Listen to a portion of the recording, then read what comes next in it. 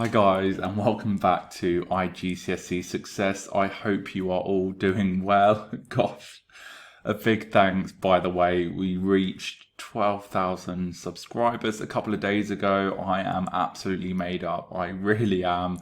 So a big thanks to all those new to my channel and those who have been on this journey with me since the beginning. You know who you are. You are truly awesome, and I mean that. Also, a massive well done to all those who sat their exams recently.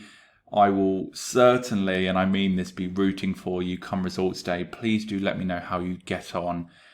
So, in today's video, or videos, I imagine I will film this in two parts. I will be showing you the workbook I have been tirelessly working on.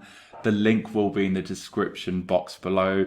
I do recommend printing it and having a go at each of the activities if you really want to strengthen your non-fiction writing skills. Now, we all know that the extended writing response is undoubtedly the trickiest question from the first language English paper. It's worth an eye-watering 25 marks, and it really can make or break your grade. Yes, I know I always say that, but it really can. Often students can seem hardwired to jump straight in at the deep end, and let me tell you, it doesn't work. To answer question 3 successfully, you need to be confident with your non-fiction writing. That is, you need to be able to produce a piece of non-fiction writing away from an exam question. Put simply, you need to be able to produce a piece of non-fiction writing about any topic, really. Now, whilst this workbook is not necessarily aimed at those new to their first language English journey, it does aim to help strengthen your non-fiction writing skills away from an exam piece. However, if you are a beginner, please feel free to have a go at the activities within. Now, you will find a task for each prescribed text type and a part model answering the task. Use the models along with the magical ingredients and the vocabulary challenge. You will find 2 words that I want you to try and shoehorn into your paragraphs to help you produce your own response. Now, completing all of the tasks will help you strengthen your use of voice and tone, 2 imperative skills if you want to succeed with question 3. Good luck. Let's have a look at the workbook. Now, the first text type is journal writing. Let's take a look at the task. You visit your old high school hoping to relive your childhood memories, only to find out it was closed down years ago. You decide to explore the grounds anyway. Write a journal entry detailing your experience. So the 2 words that I want you to try and include as part of your vocabulary challenge are precarious and perturbed, and you'll see the definitions on the left there. The magic ingredients that I want you to try and include are emotive language, short sentence, rhetorical question, repetition, semicolon. And the things that I want you to try and aim to do in all text types are as follows. Use an appropriate voice throughout, vary your vocabulary choices, vary your sentence structures, use consistent tense, use paragraphs, and spell accurately. Guys, these really are the non-negotiables for each text type. And as you can see on the right, I have color-coded the magic ingredients for you. Let's take a read of the model. Today was a really strange day. A really strange day. I just had to put pen to paper, so here goes. I promised myself that I'd revisit my old school. It sounds stupid, but I wanted to see if it brought back any memories, both good and bad. Unfortunately, things didn't go exactly to plan. My school no longer existed. Well, the exterior, to some degree, still existed, but it had clearly shut down a long time ago. When I saw it in its current state, I felt an immediate sinking feeling, a feeling of regret. It is still playing on my mind as I write this. Why did I leave it so long? But I didn't want to turn back, so I decided to do something perhaps senseless, perhaps dangerous. I entered my old school.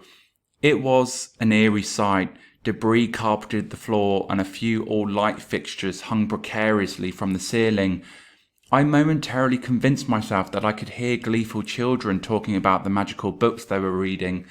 I convinced myself that where I was standing was still the place that had once brought me so much happiness.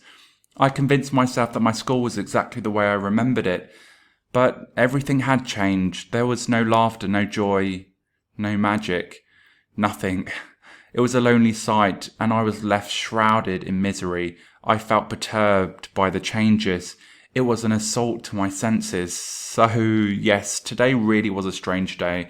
I don't know what to make of it all. So looking at the magic ingredients there, the first sentence in the blue, the short sentence, a really strange day. Of course, Cambridge expects you to vary your sentence structures for effect.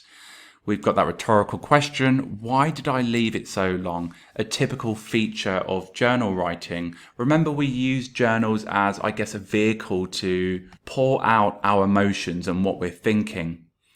The blue there is a word from the vocabulary challenge, precariously. We've got the repetition of that verb convinced. We have that emotive language, shrouded in misery. And lastly, in the blue there, we've got that adjective, perturbed.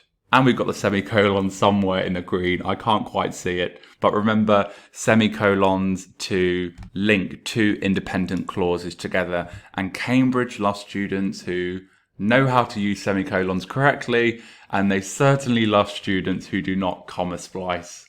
So I'll quickly whiz through the next 2 pages. If you do print these out, you might want to get rid of these, but certainly if you want to attempt these tasks, there's enough lines here to have a go at an opening paragraph. So the next task, you've just downloaded TikTok to see what all the hype is about. You are not impressed.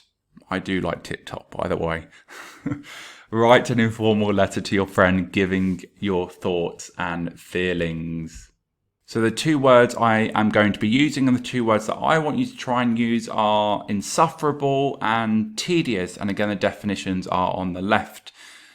Some of the magic ingredients are similar. There's a few extra ones, but they are emotive language, short sentence, rhetorical question, repetition, semicolon, hyperbole, and idioms. Let's take a read of the model. Dear Rob, I hope all is well down your end. I know it's been a while since my last letter, but you know how life is at the moment. You'll be happy to know that I finally got round to downloading TikTok. Yes, after months of you nagging me, it finally happened. The unthinkable happened. Unfortunately, it didn't last long on my home screen. How can I put this? It was like watching paint dry or having to endure the dissonant tones of Justin Bieber. What do you actually find fun about this tedious app? I did try giving it a go, but it was nauseating. The worst thing of all was that I had the misfortune of coming across this one TikToker called Bella Porch. She had millions of viewers. Yes, millions of followers. Viewers, sorry.